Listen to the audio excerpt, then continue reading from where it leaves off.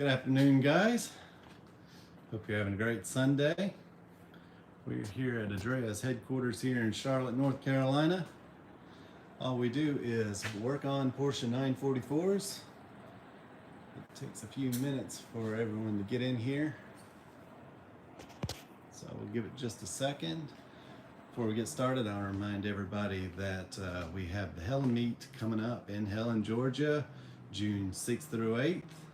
So if you haven't registered, be sure to. You can go over to andreas.com, a little thing will pop up, and you can fill out the registration there. We also have a web page. It's andreas.com/HelenMeet. Hope to see all you guys there. So we're starting to get some people in here now. So today, we are just working on the AC system in this car, and we're gonna get this car out of here this week. So this was the one that didn't want to start, and we found a few issues with it, but I think we got it figured out now. Happy Fox says, hi Brent. Well, good afternoon. Always start this at noon, so I've been saying good morning on the phone all day, and then suddenly I've got to switch over to afternoon. But hope you guys are having a great Sunday.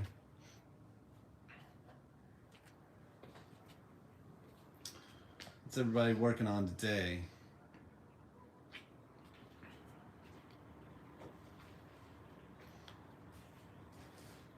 Didier says, hi Brent and everyone. Good afternoon to you. Stuart says, hi guys.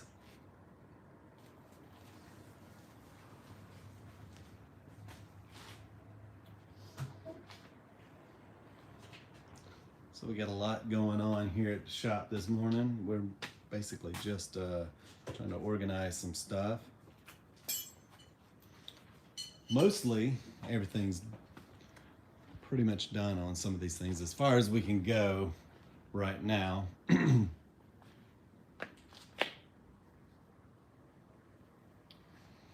Didier says, today I was not working on a Porsche, but a Ford GPA. Awesome. JR says, hi.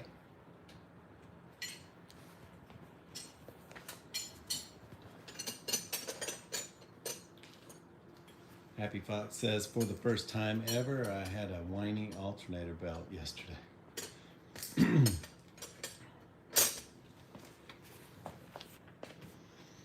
So this morning, I am running some new wires to the plug right here on top of the brake reservoir. So we were in here working, and these connections just like to corrode and fall off, and I pulled it to get a little bit more wire, and it turned out someone had already repaired it down here, but they just twisted the wires together and put some electrical tape on them. And so I ended up having to solder in some new wires. So that's what we're doing. I'm gonna get the new connectors on there and put some heat shrink over them, and it'll look as good as stock. Happy Fox says, I'm going to give the alternator turnbuckle a half turn and see how it goes. That should work. A lot of times what'll happen is, especially when we're using Continental belts, we'll put a brand new one on there and we'll get it nice and snug where it needs to be, and then several days later it just starts squealing and we have to go back in there and tighten it up. It stretches out a little bit, or the grooves wear into it a little bit. But that's a big problem, especially if you've replaced your belt recently. So I often write that in the whenever we're writing up a new belt for the alternator, I tell them, like, within a week or so we need to see the car again to make sure that we dial that out. You can put an old belt on there and it won't do that for some reason. It's already broke in. Happy Fox says, I put new bearings on the alternator and put in super slow. Oh, okay. That happens too. Kenneth says, good afternoon. Well, good afternoon to you too. JR said, quick question on the Napa Legend battery. There were two options, the 40R 660 cranking amps versus the 91 700 cranking. Oh, interesting. Which is the one correct for an 87 944 turbo? I'd go the biggest you can get, 700 cranking amps. I mean, 660 and 700 is not that big of a difference, but yeah, definitely go with the 700.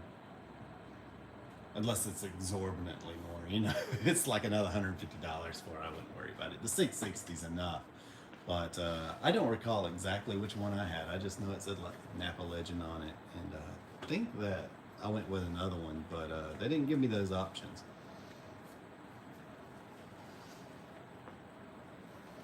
Nappy Fox says Bosch.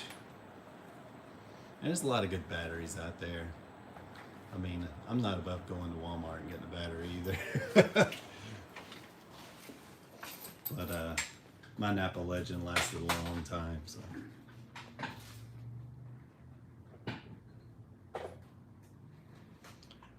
Is there a car with battery delay?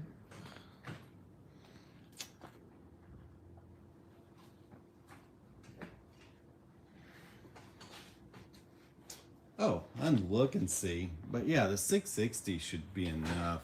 These cars come in with all sorts of batteries. All sorts of batteries. We get batteries that don't even fit in there correctly. So this one is a Duralast. It looks fairly new. Let's see what the cold cranking amps are on here. This one says 680 cold and 850 warm. It's a turbo. Like I said, I'd go with the 700, but the 660 should be enough.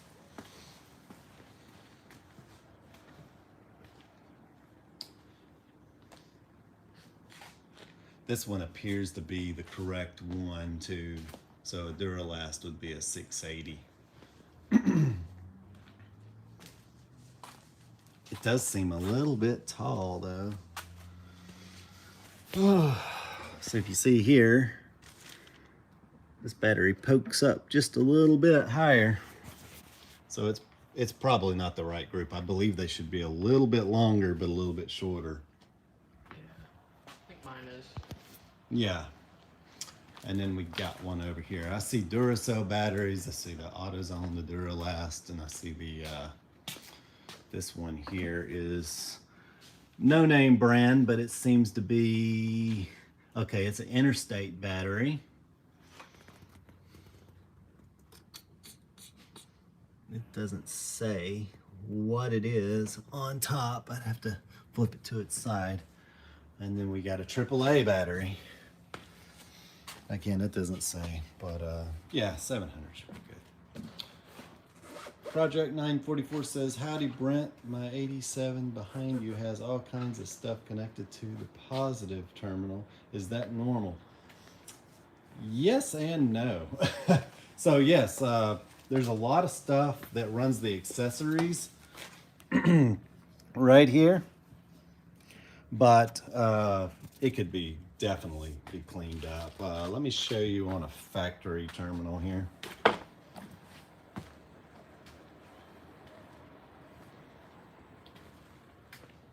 Go over here to a factory terminal and you'll see that there's often a lot of wires on them. And this one isn't the best one to see because it's really hard to see down in there. But you can see a little bit that there's like 1, 2, 3, 4, 5 wires coming off. And this runs to the fuse box and the accessories. But it looks like someone put some larger terminals on those. Maybe they corroded off, pretty common. And then they put bigger ones on there. It looks like you have the same amount. There's like one aftermarket thing here for maybe an amp or a stereo or something at one time. But what you have is fairly correct. It's just not done in the best way. Let's go back up and read. Mark says, hi Brent, yesterday I noticed fuel in the vacuum side of my fuel damper. Time to replace it. Absolutely, yep. Anytime you have fuel in the fuel damper, you'll also notice that you'll have some running issues. So go ahead and get that fixed, and that should help a lot with the way the car runs.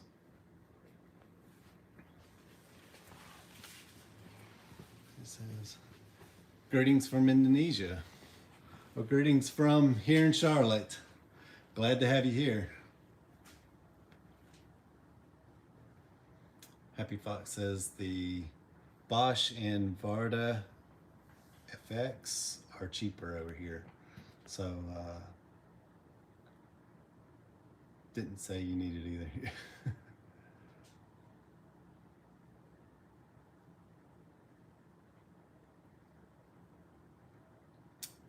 And Risky says, you are a hobby car salon builder body kit car coating. So we just repair Porsche 944s here. We do pretty much everything to them. Sometimes it's tough down restoration, sometimes simple paint and body and engine work, etc. Sometimes engine swaps, engine rebuilds, and it's all up to the customer and what they want.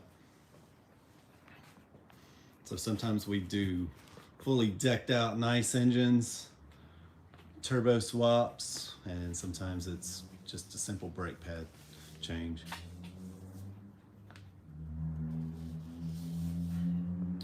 Happy Fox, I'm not really familiar with the Varda FEX. I'm guessing that's the batteries. I don't think we have those over here. If they do, maybe I'm just misunderstanding. We see a lot of different, but everything that comes in pretty much has a different battery on it. Let's see, there's a Die Hard here, and that's typically from Advance Auto. And this one is I can actually turn it over. It's a Die Hard Gold, but doesn't really say anything about it. It says 60 amp hours, but it doesn't say the cold cranking amps exactly or any of that stuff on here.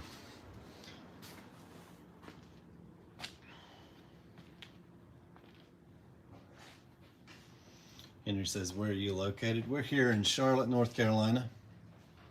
We're just minutes from downtown. We're looking at trying to get a bigger shop that may be in downtown, but we're just seeing how it goes right now. We are out of space here. We are loaded up.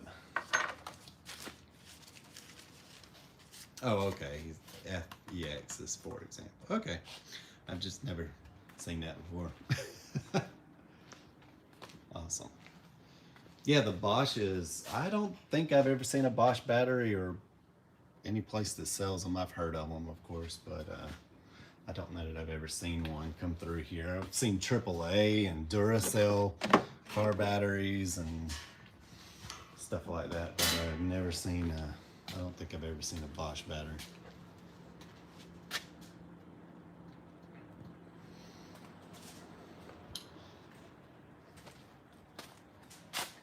So what I might do here is we might go through and talk a little bit about recharging the air conditioning system on these cars if you guys are interested. That's kind of what we were messing around with this morning.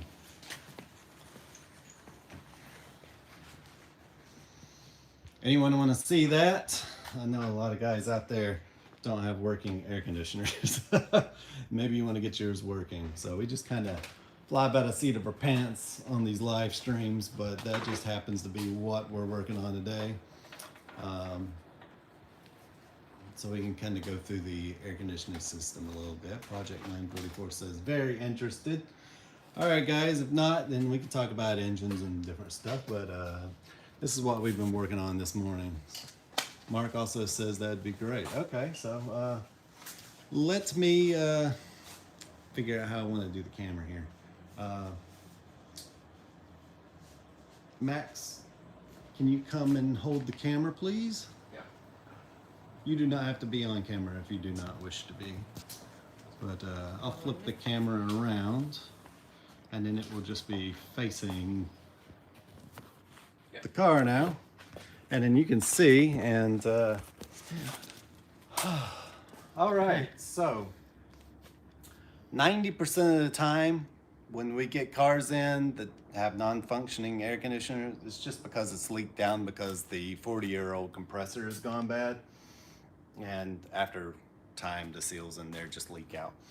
So it's also a good practice that if you have working air conditioner, run it sometimes during the winter to keep those seals lubricated. So that's 90% of the time. There have been times that we've gotten cars that have giant vacuum leaks and someone installed an amp and the previous owner had put a wood screw up inside the evaporator, and we had to have that changed out. But on this car here, the AC didn't work. We found that the system was completely empty, and we ended up putting a new compressor in here, and we also replaced the dryer, and you also want to do the expansion valve anytime you do that. If you don't do that, some places won't warranty it, others don't really care, but you must always replace the dryer with it. And what the dryer does is that it pulls out any water or any contamination, any dirt and debris. It sort of filters it out. So once you have your new compressor in, you want to change out the oil that's in it. If you're going with R12, if you can still get it in some places. Some people prefer that. We don't do that here. We go with the R134A. And so we switch over to PAG 46 oil. And once that's done, we've got everything in. Say, for instance, we are required to change the expansion valve, then we put a new expansion valve in there. But if not, then we're going to check it with our gauges. So here we only have the original R12 fittings. There was an adapter for the R134 on this car, but we found that it was leaking, so we removed it and just put our R12 fittings on here. You can still put that refrigerant in through the R12. It doesn't matter. You just need to make sure you have a secure connection. So on your high side, it's critical that you always want to know where your high side is as far as on the gauge, and you never really need to open that. So these are made to open here, but you don't really need to open any of that. So this is our low side. This is where you'll always feel and vacuum out of. And we have that connected down there at the compressor. If you need to tell the difference between the two lines, the small line is always the high side. The bigger line, you can't really tell on this car since it runs underneath the car. If you come over here to this car over here, this is an 86, and both lines are sitting here, so you can see your fatter line is your low side, and this is going to be your high pressure side. It's the smaller line. So coming back over to this car here, we'll always want to know what this high side gauge is reading, but again, you don't ever have to open this. So we're going to we vacuum through this port here, and that comes up through this yellow line. And to get started on this, if you're going to be vacuuming out the system, you always should, because it's going to remove any water that's gotten in there from the atmosphere. If it's humid outside, it's also going to help remove any debris, and that mixed with the refrigerant can cause the hoses to corrode. So you want to get all that stuff out of there. So we plug it up to our machine here. You want to cut your machine on first, then you're going to slowly open your low side and you're going to pull through. So what that's going to do is that you just want to kind of turn it on for a minute and pull down to about 30 inches of mercury on your gauge here. And you're also going to watch the high side gauge, but you're not going to open it. But if this remains at 0, then you've got a clog somewhere in your system. So you've got a very small hole in the expansion valve, and more than likely that's where your clog's going to be, because over 40 years of time, these filters, they look like coffee beans inside the filters, and that'll rupture open, and then you just get all sorts of nasty stuff inside the system. So in some cases, if you find little black specks on your AC system, you need to blow it out, but you're going to remove your expansion valve and you're going to blow in the direction of travel. So if it's leaking here, you're going to blow all that stuff out there, and you might have to do it a few times, and then you can make sure your expansion valve's clean, and that's going a little bit above, but sometimes you'll see it. So once that's done, you're gonna pull vacuum from your low side with this open, turn the pump on first, of course, and then you'll watch this gauge. In this case, we open the valve, we turn the compressor on, let it pull vacuum, pull it from the low side, and then we watch to make sure that this gauge went down. When we turn this off, once we hit it 30 inches of mercury, like within 2 minutes, turn it off, and then we turn the pump off, because if you turn the pump off first, it's open the atmosphere and it'll just pull air back in. But if you close this first and then turn the pump off, you'll keep your vacuum in your system. And then you're just gonna watch it for about 5 or 10 minutes. And when we first did it, this car went right back to zero. And that was because that fitting right there was leaking. So we just removed it. There's no need to have the fittings on there. The only time you need them, a lot of people will just put them on to charge the system, whatever, and then take them right back off, because they are prone to leaking very badly, or slowly leaking down over time. So we just omitted it. Now it's been on here and it works perfectly. So we've got our 30 inches of mercury on the low side, and we can see that the vacuum is falling on the low side. That means that we don't have any clogs in our system and everything's working perfectly. Keep in mind, I've heard people say, well, I charge through the high side, but you cannot do that, because when you're putting the air into the system, or you're putting your refrigerant in, what's going to happen is that this side here is what's going into the compressor, and it's being pulled in. So you're going to take your refrigerant, connect it to the yellow line now once you've purged it, and you're going to open the low side with the car running, and you're going to raise the RPM just a little bit, and that's going to pull the contents of the can into the system.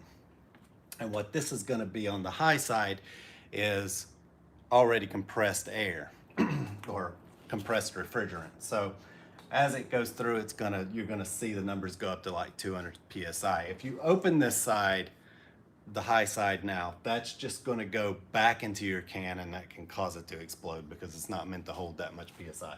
So you never really want to open the high side, even though you do have a gauge there. You're just watching it. Even with this closed, you're still gonna see on your gauge what's going on inside here. So depending on the temperature outside, there's plenty of wonderful guides online that show you, like if it's 80 degrees outside, then you should be about 35 on the low side and 175 or 200 on the high side. And that's all you're watching for, is to making sure that you don't have any clogs and that this isn't getting out of control, because sometimes what'll happen is you'll notice that you have equal pressure on both sides, and that means that your compressor is not working. So just something to keep in mind. If you open this up and you only get up to about 100 psi, you close the can and it goes down to like 30, and this goes back down to 30, your compressor isn't working. So this is just a good way to know if you have clogs, etc. But you never really need to open this gauge at all, because it's just going to push it all back into the can or into the low side, which is not supposed to have that much pressure going through it, basically.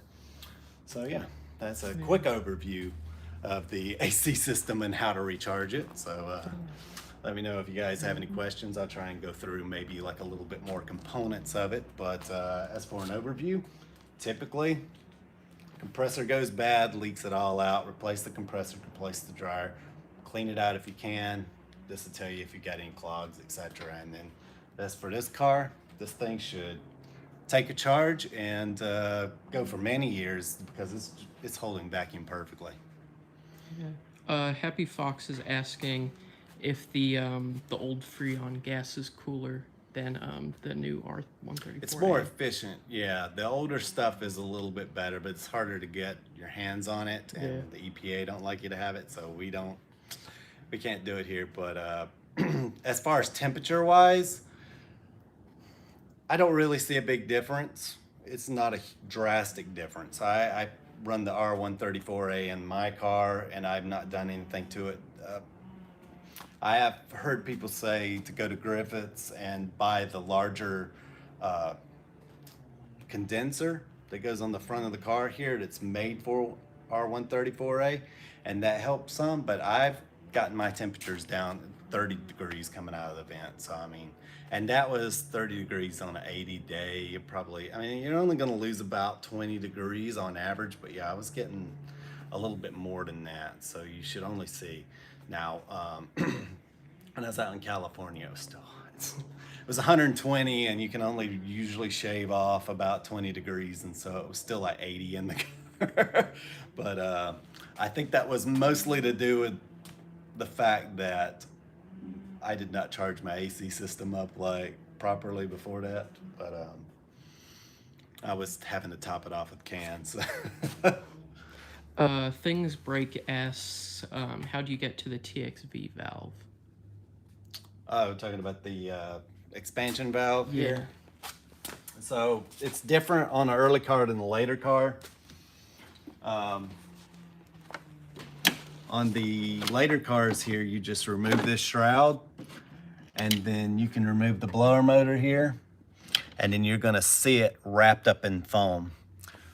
On the early cars, you have to remove the whole kick panel, and you have to disconnect everything to remove it. So it's kind of, if you guys were around in the 80s, you might remember dealer add-on air conditioning, and that's kind of what the early 944s had. It was done at the factory, but it was kind of like, we had a old truck, and my dad decided to get the air conditioning done by the dealership, and so it was nothing like what the factory installed. It was a unit they just bolted on up underneath the dash, and the early cars sort of have that design on them, and you have to remove like the entire thing, and it's up in behind it. On, if you're facing the front of the car, it's on your right side back there, and I've had to pull them out twice. So I put a new one in because it was clogged, put it back in there.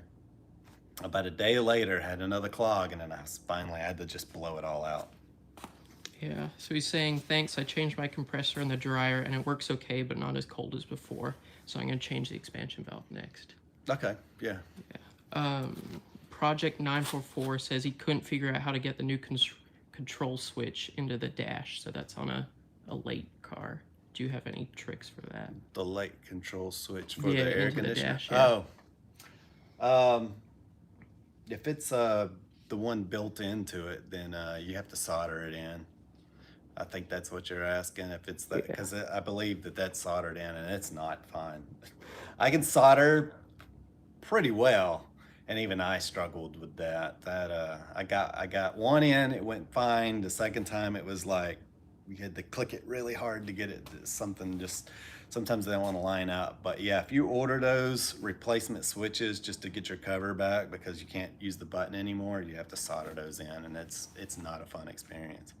Yeah. Big Fish asks, where'd you get the source replacement hoses and lines? So where'd you get those from? If you do need replacement lines, Griffith has them. Look up Griffith Automotive AC, I believe is what it is. And they'll have replacement hoses. They're not cheap, but if in some cases we can do it, we'll get some used ones. So in this case, on this car, the AC lines look great. They're not cracked. A lot of people have cut them over the years. I see that a lot. So if you're needing a replacement and you just want a replacement line, I'm sure that somebody out there will sell you another one. You probably go on eBay and find one. It's not the best idea, but Griffiths has new ones. They're kind of pricey, but might be the way to go if that's what you're looking for. But in this case, in like 90% of the cases, the hoses look okay, then we just roll with them, and even 10 years in some cases, they're still going. Oh, most of the time, like I said, it's just the compressor. They're prone to leaking out. Yeah. Project 944 asks, do you always replace all the green gaskets on the lines, even if the lines are good? So if everything checks out, then we only replace the lines that we need to. So that would be always when the compressor's off, we replace those. and we replace the ones in there. The oil should keep them lubricated. You'll sometimes pull them out and they still look brand new. So the oil lubricating through the system, even though there hasn't been Freon in there in years, should still look okay. The corrosion typically just happens to the steel part of the lines. So the lines themselves should still look good. But if we have to, we'll go in there. I have done that on a few cars where we just had to go through and get it working and we replaced everything. But it's overkill and it gets really expensive. But if everything looks good, then yeah. Happy Fox asks, are there any better replacement ideas for the old plastic heater valve? Not really. I'm guessing they always crack, but yeah, I think these cars are 40 years old now. If you get a good quality one, they'll last another 40 years. The turbo ones are really bad about leaking around the seam over time, but we replace those and they tend to be fixed for like another 40 years. So Yeah. I don't know that anybody's making any metal ones though. Yeah, I haven't seen any either. No. Jason is asking, he's saying that both of his crankshaft seals are leaking. The top crankshaft rear seal is also leaking. How much of a pain is it to change those? The rear main seal and Yeah, both crankshaft. No, the front seals aren't very hard at all. Just got to get a flywheel lock, and then you just take the sprockets off, the pulley and the sprocket off here, and you can get in there. That's not a big deal. We have a special tool to install that, but the rear main seal, you've got to choose whether you're going to pull the engine or you're going to pull the transmission and do a clutch job at that point. So doesn't look like we have any other questions. that's all right. Yeah, a lot of times people will opt to just go ahead and do a complete clutch job, but either way, you got to decide whether you want to pull the engine or. And so what happened on this car was, this looked to be a junkyard 83 put into a 1987 car, and it was leaking so much it just didn't really make sense to like pull that 83 engine, get it cleaned up, rebuilt, and then put it back in. It would be extra months of work pretty much. So in this case, we had 87 engine. It was already out, so we could be building that before we ever even pulled this engine.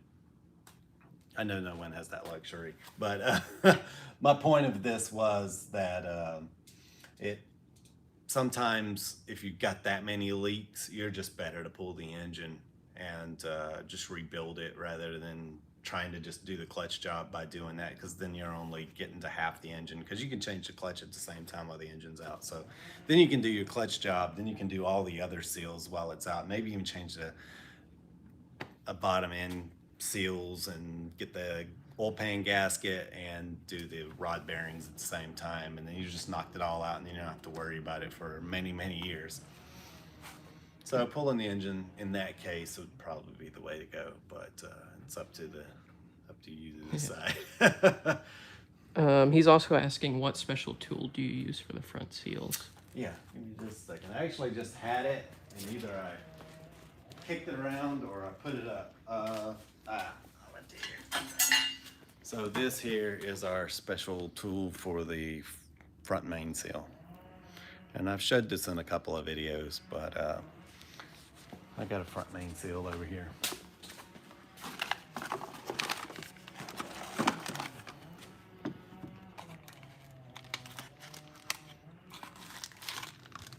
And usually I have a crank bolt. But yeah, you just take this and you put the seal on there and you put your crank bolt through and you just crank it down. You can do it with by hand in some cases, and it'll just push it on in there. And this is actually this goes to a 2.2 Cavalier that I got out of a junkyard. So this is where the front main seal used to sit on the Cavalier, and then the pulley's bolted to it. So I don't know exactly what this is called, but yeah, it's out of a 2.2 Cavalier from like 1997. It just happens to be the right size to push the seal into place, and it's the right length for the crank bolt to go in, and it's big enough to go over the crank, so it's just perfect. Yeah. Blade is asking, I'm getting ready to install a new engine wiring harness on my 87 944S. Please advise. Okay, it should be pretty straightforward. If you've got the same year, let's say, is this going to be a used harness from another year, or is this going to be a new one that you've ordered from 944 online, for instance, because they make brand new ones now. Must be my phone. Oh. So if it's out of the same year, and it's used, I would definitely pull back some of the boots and maybe even use a multimeter to go through and make sure that nothing's shorting out, because it may look like a better harness, but in the end, there could still be some wires that are frayed underneath there. But everything plugs and plays. Before you even take yours out, just sort of take it around the engine. I mean, there's not many things plugged in on these cars. So you've got a DME temp sensor, you've got the sensor for the wiring that goes to the dash, and then you have your speed and reference sensors. Being an 88S, you're going to have the knock sensors down in here, and then you have your oil sender and your oil level sender, and that's pretty much it. And you're going to notice those are long and go all the way around. They come around this way. And then, so yeah, starting from that end, it's just your oil level sender, your oil pressure sender, and the warning light on that. Then you have your DME temperature sensor, and then your temperature sensor for the gauge, your knock sensors, and your DME sensors, and then that's pretty much it. Oh, fuel injectors, of course, but they connect on the back side down there next to the DME sensors. Yeah, he said it's brand new OEM from Porsche. Okay, so you're in good shape then. Yeah, not very much to know. Just take the intake off, line it up before you even pull yours. You'll see where everything lines up. There's only like 5-6 things to plug in, so it's not like a modern car where I'd be like, forget it, I'm not going over there. Yeah. There's 150 things, you know, but these are pretty straightforward. We change these things out in an afternoon, so not a big deal. So it's even someone that's never done it before can do it pretty easily. The great thing is that no two plugs are alike too, so you know, not much to screw up. See if anyone else has any questions. Yeah. Sometimes it gets slow. Like one time we had a bunch of people on here asking questions, but yeah, we're nearly at 40. We're at 26 right now. Still a good few people in here. That's pretty good. Yeah. We had like 300 one time, but it was like, you know, a lot of people aren't always home, but we do what we can. It just kind of, it's just kind of fun to do these things and talk about stuff. And yeah, Project 944S, how long does it typically take to redo the odometer gear to replace it? Good question. On a non-airbag car, an afternoon. I'd say 3-4 hours if you've never done it before. You know, even us, it's going to take us at least 2 hours. But with an airbag, it doesn't really add that much to it, but it's just, you got to take extra steps. You know, you have to disconnect the battery and let the battery, you know, let the capacitors in the airbag circuit, just for safety, kind of drain down, and then you have to take the M30 bolts out of the back of the steering wheel, and then you've got all that with the spring and all that stuff too, the clock spring that's back there you got to deal with, and you got to make sure that that's set right before you put the steering wheel back on and take it off one, you know, so it adds a little bit more, so maybe another hour with an airbag, but I would expect, you know, just take your time. 4 hours for the first time. I mean, it's not really that big of a job, but it's a delicate job. Yeah.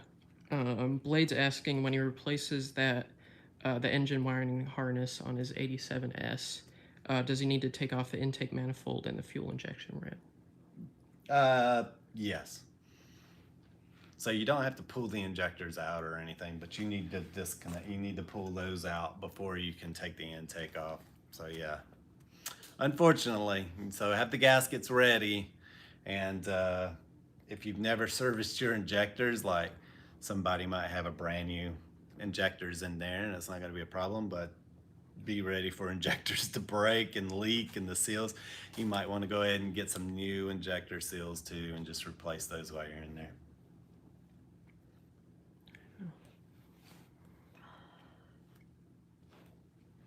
But yeah, definitely have to take that off. And also, if you've never been in there, be prepared to also change the knock sensors because they turn to dust. It just depends.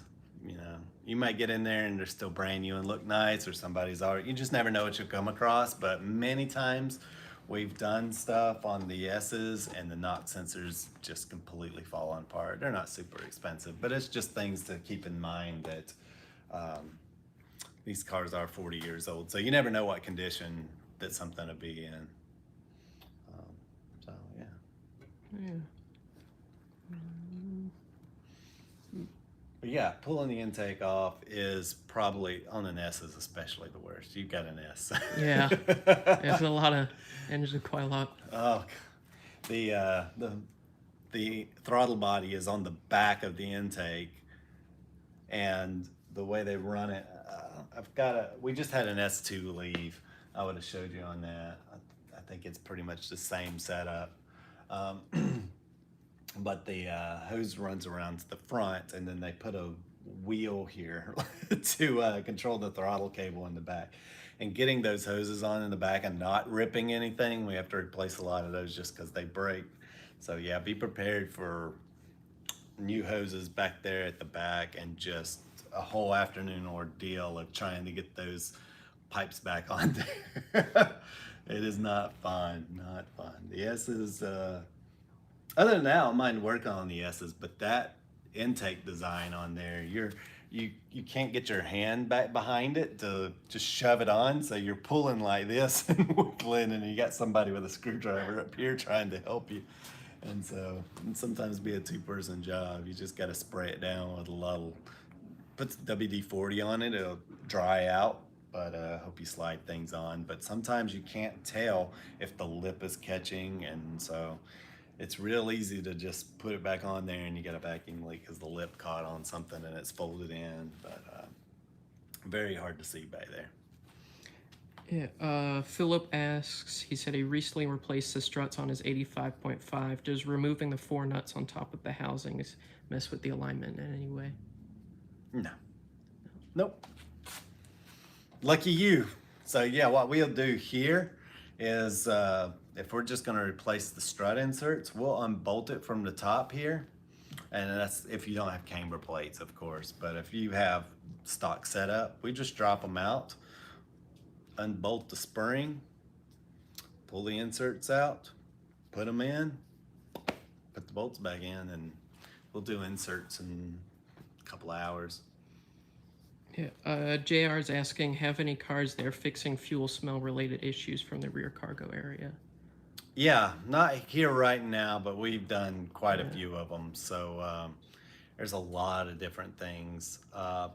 Ask them if it's an early or late car. Yeah, is it? Yeah, because that would change it. Mine has that same problem. Yeah. And it's, I know there's a couple different things, but on mine it's the hose that was connecting from the fuel tank to the fuel pump was leaking. Yeah. A leak from the outside also gets into the cabin. Yep.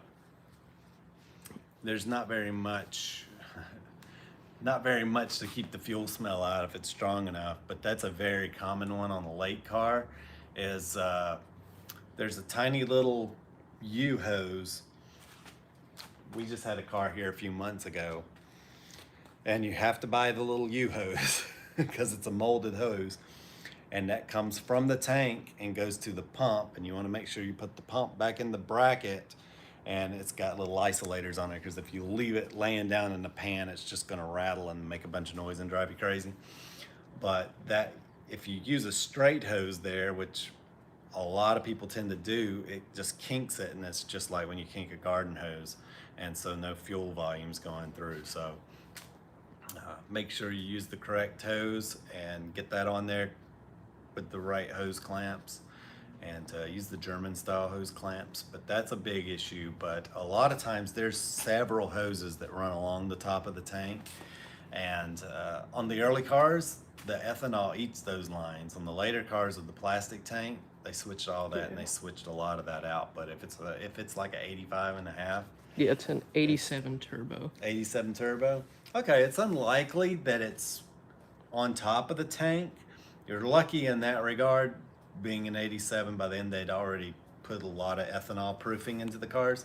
So what you could have is, like Max here has, is something around, I would check underneath the plate and where the fuel pump is, and look around the area where the fuel filter is. I've seen that car over there, someone actually took the fuel filter and eliminated it and just put garden hose in there, basically. I'm like, you see some wild things, so you never know what you're going to come across on these cars. There was no fuel filter at all. It was just like a garden hose running from the fuel pump to the steel line. Yeah. And it was not very much left of it. Yeah, he's saying after fix, is it normal to have some smell, and he'd like to see the hose that you're speaking about.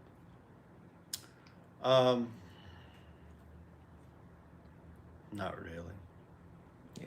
Should I'd just replace pretty much everything you can back there. There's a lot of hoses on top of the tank, and that could be, if someone's had the tank out before, I mean, that throws a whole nother wrench into the works. The bad part about that is you just never know what's going on, because I would say, luckily, nobody should have ever had to remove that tank, but the on the plastic tanks, the collar that holds in the fuel strainer, those just rip right out sometimes. You'll go to loosen them and it just strips out, and then the only thing you can do is they make a kit that I showed not too long ago of how to install that. But they'll also just replace the tank. Who knows if someone pinched a hose up in there, they nicked the hose, or didn't put anything back together right. So it might be a whole thing, 40 years, people can do a lot of damage, even just like one little thing at a time. It just adds up. And so what we end up having to do here is just undoing 40, people are like, why does it take years to get this? Well, we're undoing 40 years of like just little incremental poor decisions that people have made. So it's, even down to the smallest detail, we try and get them right back to stock the way they were supposed to be. Yeah. So never know what you'll find when you're digging around back there in the fuel tank area. Yeah. Mark is asking, what could cause exhaust smell to enter the cabin while driving, especially if the window's open? Check the hatch seal first thing. So if the hatch isn't closing, you're going to get exhaust coming right back up into the interior, and even when you roll the window down, it's just going to pull it in there too. So check the hatch seal, check that the hatch is closing all the way. So just the other day, my mom's got a 944. She says, I'm smelling exhaust. I said, see if the hatch is closing. On one side of it wasn't. Got that fixed, and that got rid of it. But I'd start there, because that's typically where it's at. Also, if your car's been repainted and they didn't put the tail light seals in there, that's going to do it. And the strange thing about it is when you roll down the windows, it only just seems to make it worse.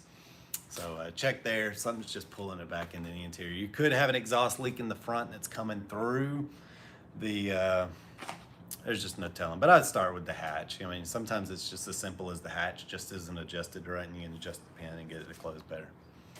Yeah, especially since he's saying it seems like it's being sucked in from the tailpipe, so it definitely sounds like a seal back there.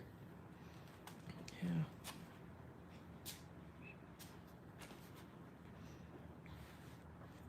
Yeah. Yeah, that seems to be. Yeah, check out the hatch. Everybody should check their hatch. Now the hatch gap at the top that occurs on all these cars, even if you don't have one, you'll have it tomorrow. Yeah. The next time you open it, you're a little bit closer to it. Yeah. that doesn't seem to pull exhaust in, but right there around underneath the spoiler, if the seal is gone or it's not closing all the way right there, it's a big problem for these cars. It just sucks it right in there. Yeah. Blade, relating back to what he said about the fuel smell, he Mm-hmm. said my car had big stereo amps screwed down in the back, wondering if they could have pierced the fuel tank Oh, with I've the seen that. screws. Yeah. Yeah. Yeah. Oh God, that could Yeah. definitely be it. Yeah, and if it's only when you fill all the way up to the top, like you're saying, it could also be the filler hose that can get a bit of Yeah. smell. Now that's a pretty common thing in general, but yeah, the fuel tank is right up against the very top of the luggage compartment in the back. So I mean, it's just slap up against it. I mean, there's like a little bit of foam there, but I mean, if someone even puts a screw in there, there's a good chance they're gonna hit the tank. But so it's worth checking out. I've seen it happen, but it's not uncommon, like when you're filling it up, for it to get worse. And even if the leak is underneath, it can do that because you've got more weight in the tank. And the way the tanks are designed, they sort of put all that weight on that one point, so it's just going to drip more. So even if you have a small leak, a half tank may not cause it to leak, but the more weight of gas that you put on top of it and the more pressure you're going to have on that hose, then it's going to leak more. So it doesn't necessarily have to be on top of the tank when it's filled up to necessarily make it leak. So it's not just something to keep in mind. When I went through, I fought this on my car for a long time. Every time I'd fill up, and it ended up just being a bad seal on the cinder back there. So that's something to check too. But the simplest thing is to just crawl up underneath and take a good look at everything around. And last resort, drop the tank. Yeah. JR is wondering if we can go back to the hatch and point out the seals that could have gone bad. Yeah. So we got a hatch open over here. There's the. Oh, this one's that 94. well. We can get over here. Cause yeah, I think you'd actually see me in it better over here. So this seal here, this is what typically leaks. You want to make sure that it's, see this one, we did not install this. This car was repainted before we got it. And you want to see it fluffy like that. Sometimes you'll notice that it's flattened out and dried out. Like a lot of times it just looks smushed up, even when you open it up. Can't describe it other than that. It just looks completely worn out. But it should look like this. It should be very forgiving. And then these hatch pins up here, they can be adjusted. You also want to make sure that the little things down in here are actually clipping. So they open and close. Early styles, they just kind of slide out of the way, but the later ones, they actually open like that. And if this is adjusted wrong, you have a little bit of a seam here, but this should stop it for the most part. But you just want to make sure that this sits. Yeah, I almost closed that, and it's gonna be, it doesn't look like it's got very much going on with it, but it's. Jay's asking how many of your turbo customers want it tuned, or is stock horsepower enough? Most of the guys that come in, we do offer bigger turbos, and we will get those tuned, but I won't go into a lot of the details. Sometimes that just doesn't work out, and that's not a fault of ours. But each turbo, like with an NA, if you buy a MAF kit for them, they typically work fine. I've seen a lot of them run a little too rich, and then you still have to, it should be plug and play out of the box, but they'll run a little bit too rich. But you might put that same kit on another one and it runs perfectly fine. But on turbos, it doesn't really work that way. We'll have a kit that works perfect on one turbo, and we're talking about two perfectly running cars. You put it on one car, it doesn't want to work at all. So we tend to shy away from doing plug and play kits, because of that. It's just a lot of time invested in things that may or may not work out right. They want to go standalone.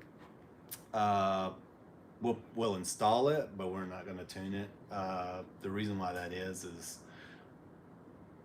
when you put standalones on things, so we can upgrade the turbo and do a lot of stuff to make the car make more power, even with the stock stuff, and it'll be dead reliable. When you get into the aftermarket solutions, you know, you'll start it up on a hot day, the car runs wonderful, then the next time it gets cold it doesn't. Now you got a different tune in there, and you got to make sure that you get everything tuned down. Sometimes you're spending a lot of time tuning everything, and sometimes you might have to go back to the tuner several times to get everything laid down, and that's just not something I'm kind of interested in doing. If I had someone full-time that just tuned the cars, I'd be perfectly happy with that, but I'm not gonna. I would just say, we'll install it, but you get it tuned. Yeah. Kirk is asking if you have any experience with powerhouse turbos. No, unfortunately not. I think that I've seen one here or there. I've seen, we've gotten some Broadfoot engines in before. So I know if I've seen one, I don't think I would know what it is. I think they go with Garrett or something. It's like a diesel turbo, I think. I might be wrong about that, but I've seen a few Garretts on there, and I was just guessing that's probably what that was. And then I think Turbonetics is the one that Broadfoot uses. But what we use is, can't think of it now. We use Evergreen in Florida. But can't say I know anything about their turbos, powerhouses. We see a lot of different stuff come in, so we just had a guy here the other day with a modified one, but I couldn't even tell you where that one was from. So, but he had VIMs on his car, so whatever that means. I know I'm familiar with VIMs as a solution for engine management, but I'm not familiar like what turbo they recommend, or if he went with a turbo they recommended, or he got one from Powerhouse or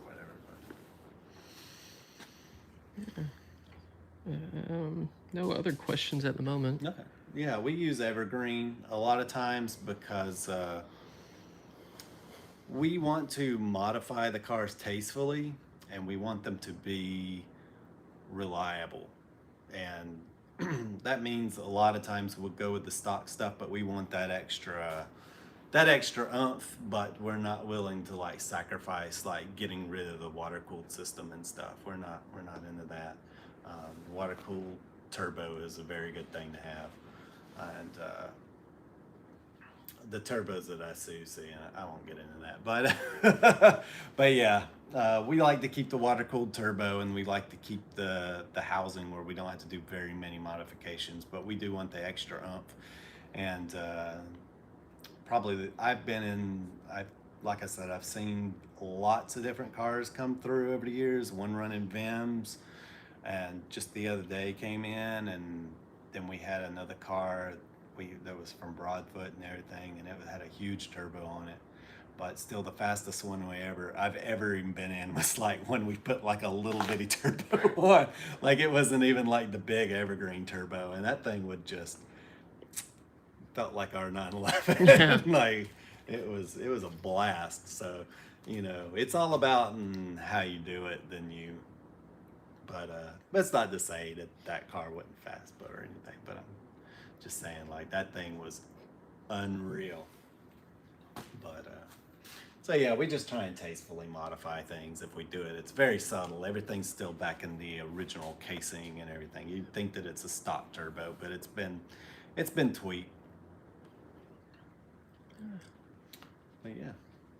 All right, guys, if you don't have any more questions, that'll probably just about do it for this hour. We're going to try and get back to it, and hope you guys have a nice Sunday. Don't forget, we got the Helen meet coming up June 6th through 8th in Helen, Georgia. It's 9:44 meet, so come on out and see us, and hope you guys have a great rest of your Sunday and have a good afternoon. We'll see you again next week.